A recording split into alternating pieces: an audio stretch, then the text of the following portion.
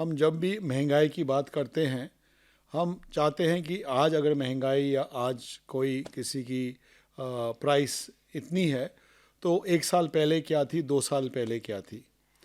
तो हमें base year वो है, वो आधार आधार वर्ष है जिस पे के बेसिस पे हम कंपेयर करते हैं, तुलना करते हैं कि आज की प्राइस, आज का प्राइस क्या था और बेस ईयर में क्या था। अब हम जो परिवर्तन करने जा रहे हैं वो हम 22-23 वर्ष पर अब हम आधार करेंगे कि जो भी हम डेटा निकालते हैं वो इंटरनेशनल स्क्रूटिनी पे रहता है। तो ऐसा नहीं है कि हम कोई मनमानी करके कोई भी डेटा निकाल सकते हैं।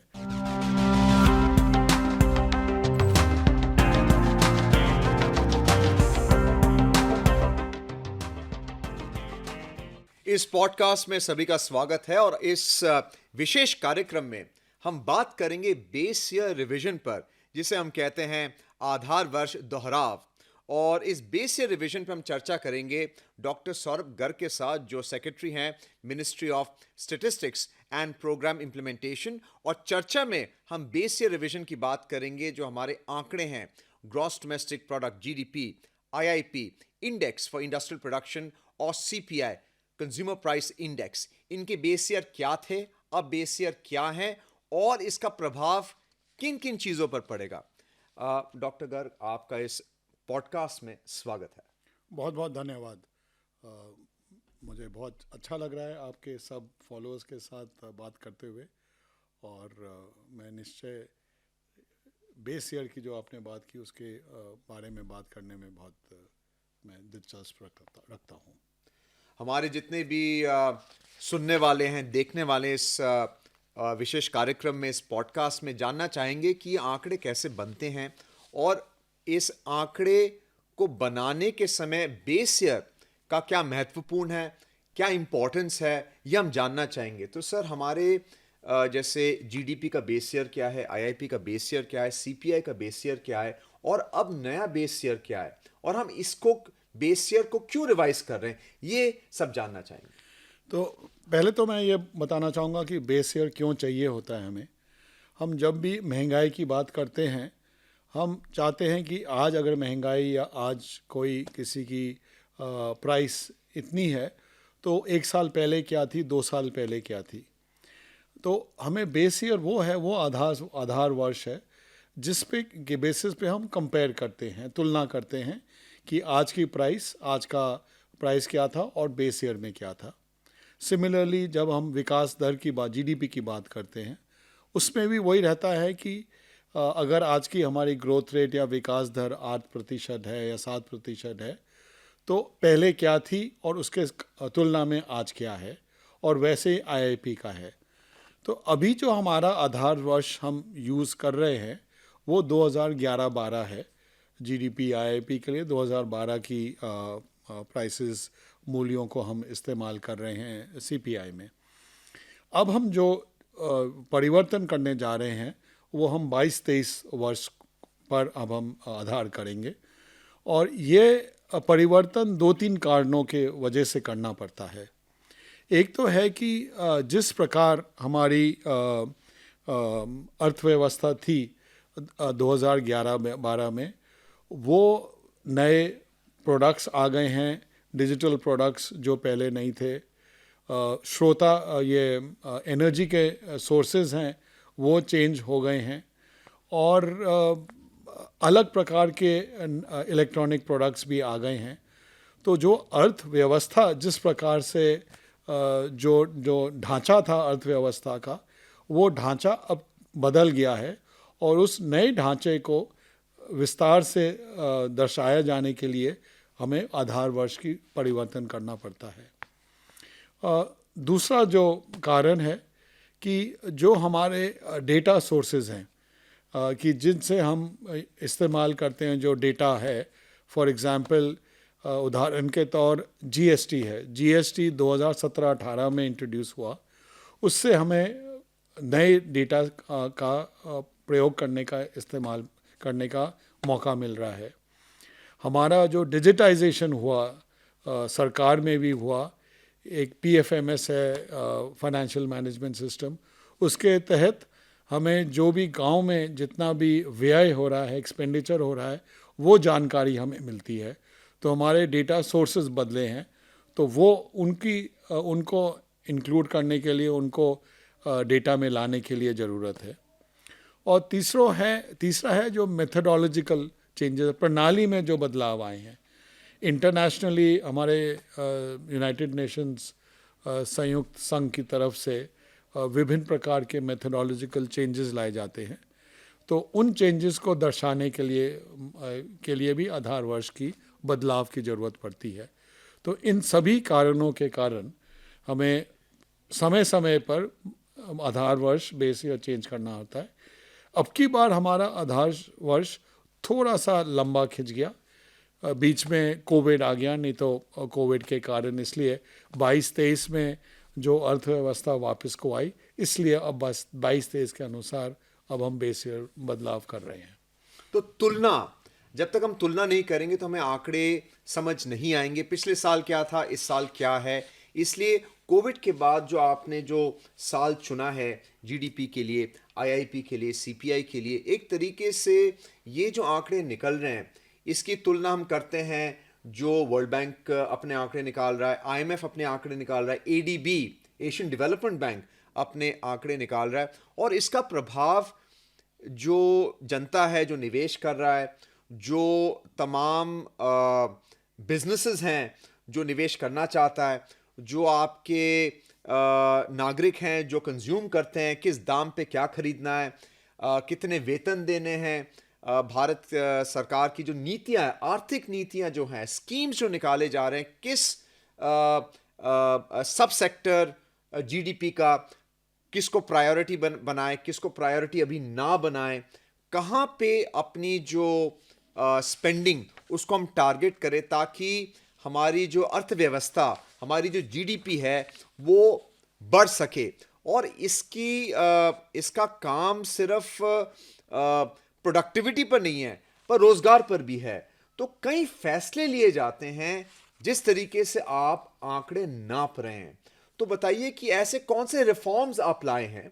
आपने वर्ष तो चुन ही लिया है, इस आधार वर्ष जो हम दोहराव की बात करें, बेस ईयर रिवीजन, और कौन कौन से आपने रिफॉर्म्स आप लाए हैं ताकि जो आंकड़े आप निकाल रहे हैं वो हमारे लिए उपयोगी रहे। जैसे आपने आंकड़े की बात की, मैं ये बताना चाहूँगा कि जो भी इंटरनेशनल ऑर्गेनाइजेशंस हैं, यूनाइटेड नेशंस हैं, आईएमएफ है, वर्ल्ड बैंक है, वो आंकड़े हमारे जो भारत में ही प्रोड्यूस होते हैं उसके बेसिस पे ही एनालिसिस करके वो अपनी इंसाइट्स निकालते हैं, अपने विभिन्न प्रकार के कंक्लूजन्स निकालते हैं। तो इसलिए ये आंकड़ों का महत्व, जैसे आपने कहा, बहुत ज़्यादा है। ये आंकड़े विभिन्न प्रकार की नीतियों को गठन करने में इस्तेमाल होते हैं, सरकारी योजनाओं को बेहतर करने में उपयोगी होते हैं, ब्याज का दर ठीक करने में उपयोगी होते हैं जो रिज़र्व बैंक ऑफ इंडिया करता है। और जो हम रिफॉर्म्स ला रहे हैं, एक तो जैसे मैंने बोला कि नए डेटा सोर्सेज को इंक्लूड करना है। अब काफ़ी डिजिटलाइजेशन इकोनॉमी में हो गया है, तो हमारा जो भी कार्य हम ग्राउंड पे करते हैं अब वो टैबलेट पे होता है। अब हम पेन पेपर नहीं इस्तेमाल करते। जो प्राइसेस कलेक्शन करते हैं, मूल्य जो हम संरक्षण करते हैं ग्राउंड से, दुकानों से, वो अब टैबलेट बेस्ड होता है। और वो टैबलेट के जरिए सीधा हमारे जो सेंट्रल क्लाउड बोलते हैं, सर्वर बोलते हैं, उसमें आ जाता है। उससे प्रोसेसिंग जल्दी हो जाती है। अब हम आर्टिफिशियल इंटेलिजेंस और मशीन लैंग्वेज का इस्तेमाल करते हैं कि हमारा चैटबॉट है, जिससे कि वो एनालाइज करता है कि अगर कोई मूल्य बहुत आउट ऑफ द लाइन है तो वो हाईलाइट कर देता है कि ये इसको फिर से आप चेक कीजिए, ये ठीक है कि नहीं। तो हमारा फोकस है कि जो टेक्नोलॉजी है, तकनीक है, वो लेटेस्ट हम यूटिलाइज करें, बोथ इन डेटा कलेक्शन, जो डेटा ग्राउंड पे संरक्षण होता है, डेटा प्रोसेसिंग में, और डेटा विजुअलाइजेशन और डेटा डिसेमिनेशन में। हमारा फोकस ये भी है कि transparency, eye on the data that we are given. कोई भी जो भी डेटा हम प्रोड्यूस करते हैं वो हम निर्धारित सीमा के अंदर अपनी वेबसाइट और पोर्टल पे डालते हैं। ई सांख्यिकी हमारी वेबसाइट है, पोर्टल है, उस पर आप जाके देख भी सकते हैं। और हमारा यही प्रयास है कि जो भी डेटा उस पोर्टल पे आपको मिले वो आपको समझने में आसानी हो। अगर आपको कोई उत्तर या कोई प्रश्न पूछना है तो उसका उत्तर मिलने में आसानी हो। आप अपनी लैंग्वेज में वो प्रश्न पूछ सकते हैं और जो एआई चैटबॉट है वो आपको लैंग्वेज में ही उत्तर भी दे देगा।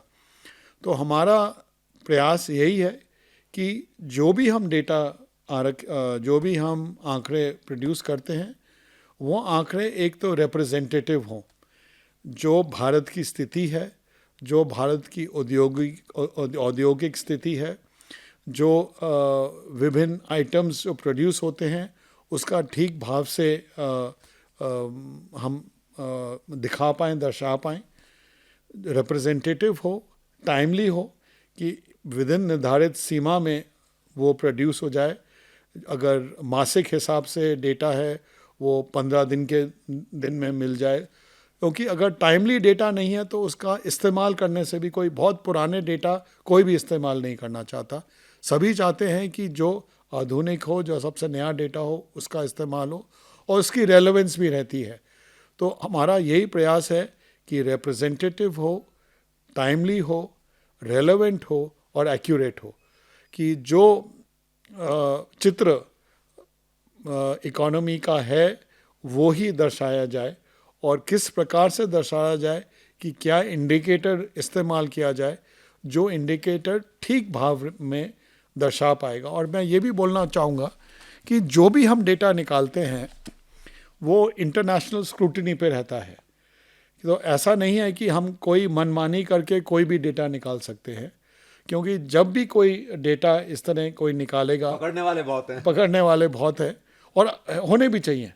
और हमारा ये मैं कहना चाहूँगा कि जो सांख्यिकी मंत्रालय का जो डेटा है, it is the most credible data, और वो credibility is recognized internationally by IMF हो, वर्ल्ड बैंक हो, संयुक्त संघ हो, and that is the data जो हर संस्था, हर इंटरनेशनल संस्था भी हमारा ही डेटा यूज़ करती है फॉर डेवलपिंग डिफरेंट इनसाइट्स। एक तरीके से जैसे पैसों का ऑडिट होता है वैसे ही अब जानकारी, इंफॉर्मेशन को लेके भी ऑडिट होता है, ताकि जो आंकड़े निकल रहे हैं वो जितने एक्यूरेट हो उतना बेहतर है, ताकि फैसले सही तरीके से लिए जाए।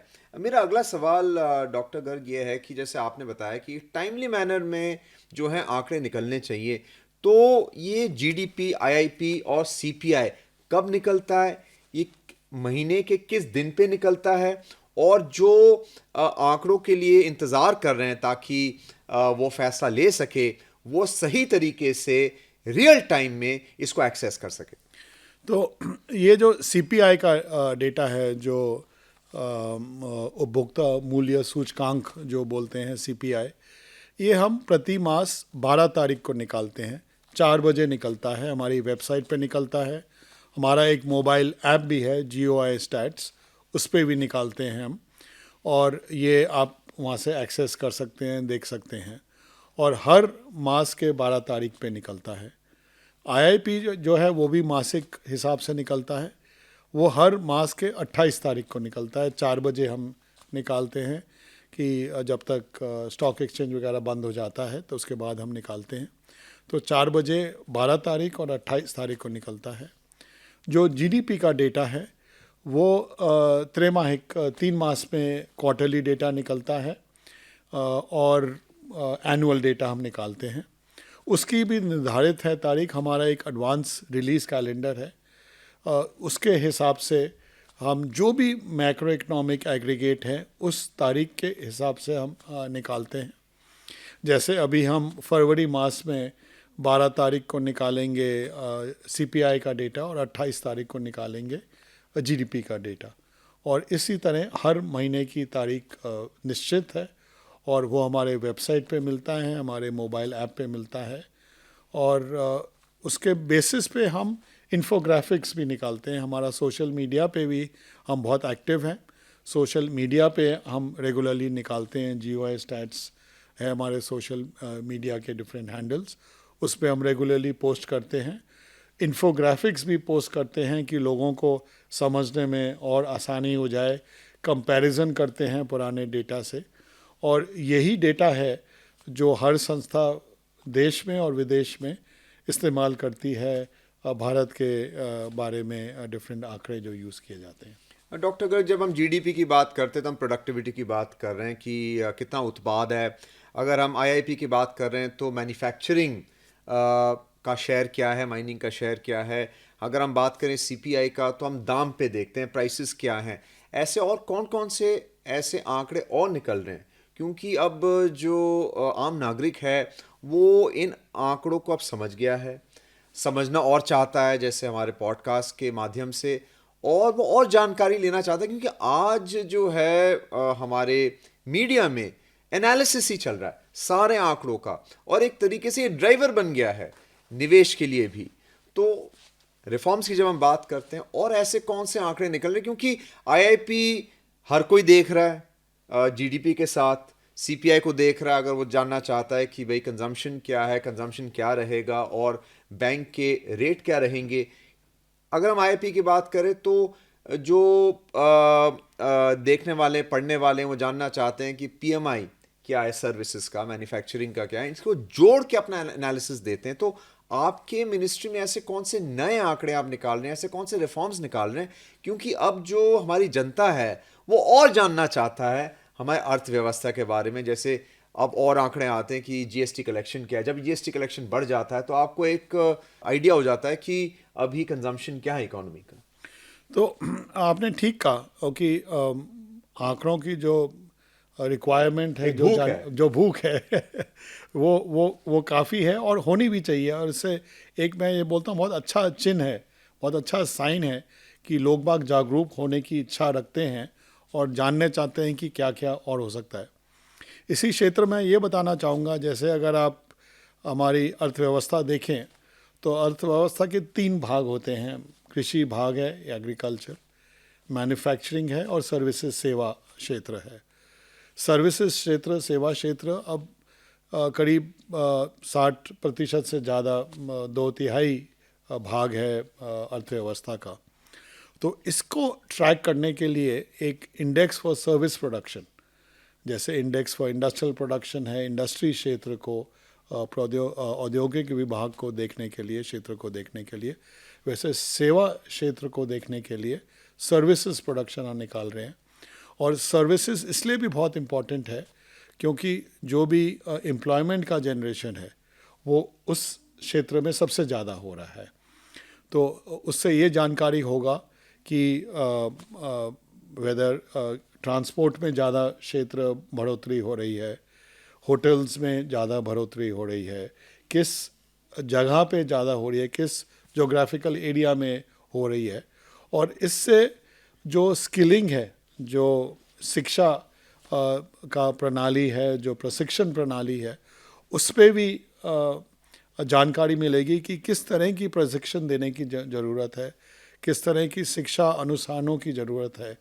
और हमारा यही फोकस है कि क्या क्या रिक्वायरमेंट है। जैसे आपने उपभोक्ता कंजम्पशन एक्सपेंडिचर सर्वे हम रेगुलरली करते हैं। प्रति मास हम लेबर मार्केट सिचुएशन वो निकालते हैं, हर 15 तारीख को हमारा निकलता है। क्या अनएम्प्लॉयमेंट और एम्प्लॉयमेंट के फिगर्स वो हम निकालते हैं।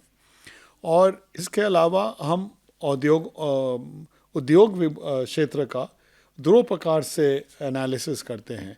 एक तो है जो बड़ी बड़ी कंपनियां हैं उनका एक सर्वे करते हैं, और एक है जो छोटे दुकान है, छोटे निजी क्षेत्र में जो काम कर रहे हैं, इनफॉर्मल सेक्टर जिनको हम बोलते हैं, उनका भी हम एनालिसिस सर्वे करके उनका इन्फॉर्मेशन हम त्रैमासिक एवरी 3 मंथ्स निकालते हैं। उससे भी मालूम पड़ता है कि किस क्षेत्र में बढ़ोतरी हो रही है और किस क्षेत्र में क्या किया जा सकता है। और ये सब जो निवेश करते हैं, इन्वेस्टमेंट करते हैं देश के अंदर इन्वेस्ट करते हैं या बाहर से जो निवेश लाते हैं वो बहुत इस्तेमाल करते हैं इस सभी डेटा को। और ये सब डेटा सबके लिए इस्तेमाल का यूज़ करने के लिए फ्री है हमारे वेबसाइट पे, हमारे मोबाइल ऐप में मैंने बताया है। और मैं यही आशा करूँगा कि जो भी इसको देख रहे हैं, सुन रहे हैं, वो हमें सुझाव दें कि किस तरह का अगर हम प्रोजेक्ट कर रखें, किस भाव में हम दिखा सकें वो डेटा, उसमें उनको फ़ायदा होगा। वो हम प्रयास करेंगे कि अपनी वेबसाइट और अपने मोबाइल ऐप पे उस तरह से हम डेटा दिखा पाएँ। तो फीडबैक बहुत ज़रूरी है, क्योंकि ये पूरा जो डेटा एंड स्टेटिस्टिक्स की जो कंपाइलेशन है वो सर्वे बेस्ड है। मैं आखिरी सवाल पूछना चाहूँगा डॉक्टर सौरभ गर्ग, क्योंकि हमारे पास समय ज़्यादा नहीं है, अब बजट आने वाला है, वो मिनिस्ट्री ऑफ फाइनेंस के दायरे में है, पर उससे पहले इकोनॉमिक सर्वे निकलता है, वो भी आंकड़ों को ही पढ़ता है, आंकड़ों के बेसिस पर, उसके आधार पर जो है चर्चा होती है। तो उसके बारे में आप क्या कहेंगे? तो मैं बस यही बोलना चाहूँगा कि हमारा जो प्रयास रहता है आंकड़े देने में, कि जैसे मैंने कहा कि किस तरह हम ठीक आंकड़े दे पाएँ, क्योंकि जब भी कोई फोरकास्ट होता है, बजट एक प्रकार का अगले साल का बजट होता है, इकोनॉमिक सर्वे आगामी दिनों के बारे में चर्चा करता है, फोरकास्ट करता है। हमारा फोकस है जो हमारा मंत्रालय का मोटो भी है, डेटा फॉर डेवलपमेंट। हमारा प्रयास ये रहता है कि किस प्रकार से हम ठीक प्रकार का चित्र आज की तारीख में दे पाएँ, जिससे कि आगामी दिनों का जो फोरकास्ट हो वो ठीक हो। अगर आज की तारीख का चित्र ठीक नहीं होगा, कि इस बेसिस पे अगर हम फोरकास्ट करेंगे फ्यूचर का, तो वो फोरकास्ट भी ठीक नहीं होगा।